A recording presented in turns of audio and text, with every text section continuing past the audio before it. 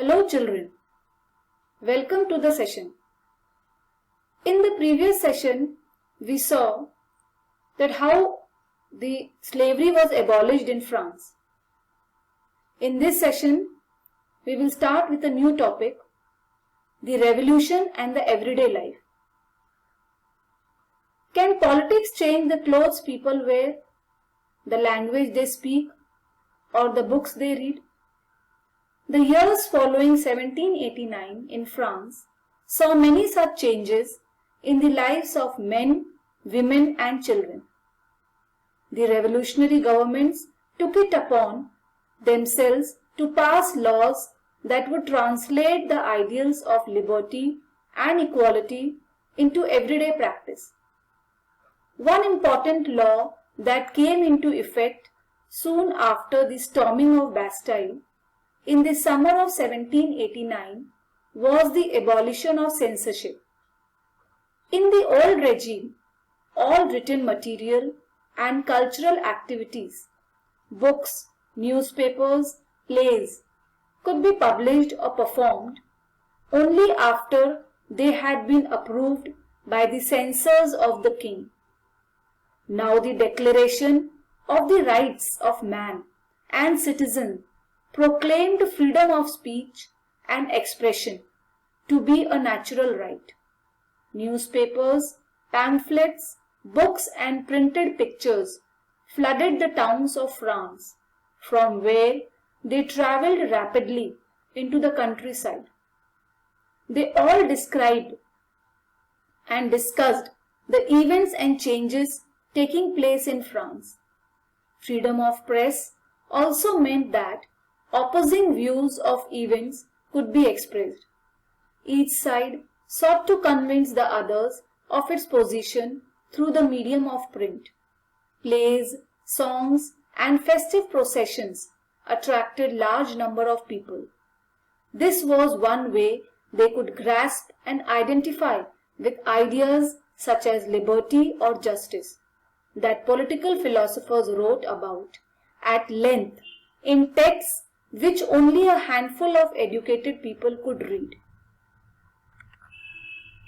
Now let us go to the concluding part of the lesson. In 1804, Napoleon Bonaparte crowned himself the Emperor of France.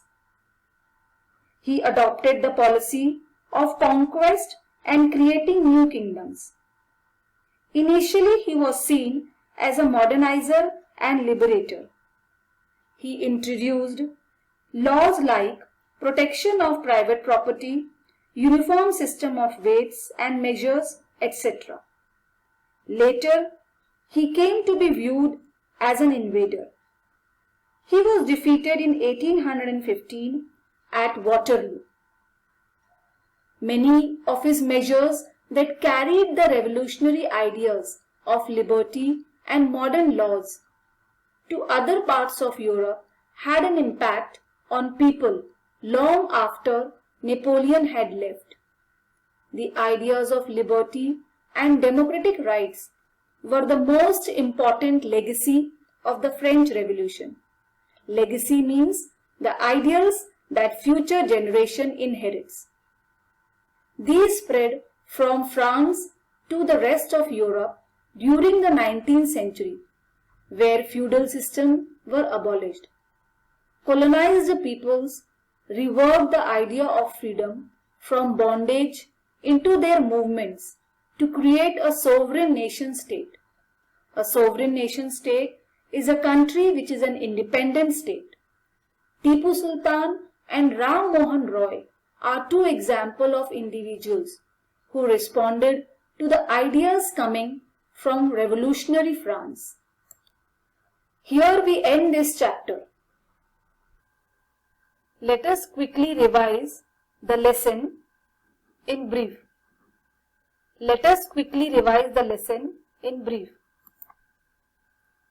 What were the causes of French Revolution? Here you can see the causes of French Revolution.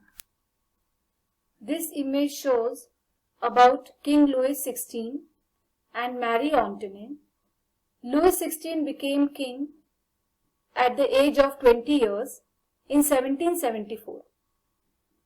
This picture shows how the power of clergy and nobility was over the third estate.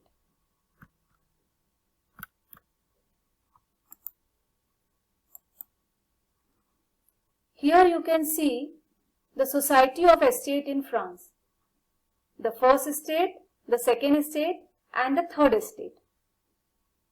This is the currency of France, livre, which was used from the year 1774 to 1793. This is a flow chart which tells us about how a subsistence crisis happens. The struggle to survive led to subsistence crisis where the basic means of livelihood were endangered. Subsistence crisis occurred frequently during the old regime.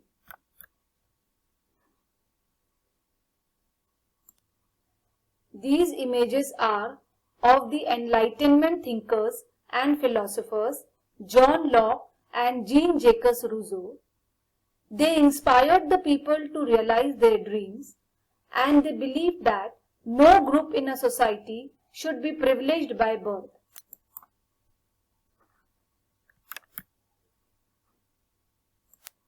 This image shows the meeting of Estate General, and this is the image of tennis court oath.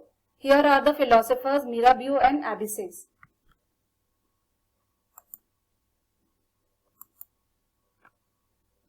This figure shows the storming of Bastille on 14 July 1789, an important event in the history of French Revolution. Here you can see the flow chart which tells the Constitution of 1791 vested the power to make laws in the National Assembly. And here is the Declaration of the Rights of Man and Citizens. These are the political symbols which were used during the French Revolution. Here you can see how France abolishes monarchy and becomes republic. These members were called sans-culottes, and this is the national anthem of France, Marseillaise. He is the leader of Jacobins Club, Robespierre, and here you can see how people were guillotined during the Reign of Terror. This figure tells us about the women's revolution in France. Olympe de Gouges was one of the revolutionary women in France. This figure tells us about the abolition of slavery.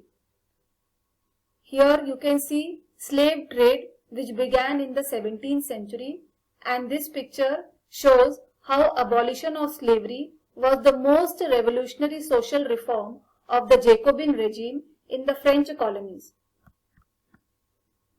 Here you can see how the revolution was practiced in the everyday life.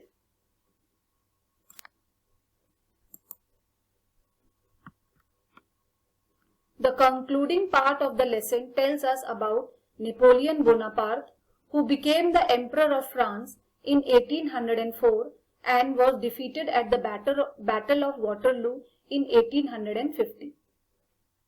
In the end, we can say that after the French Revolution, people all over the world became aware of their rights.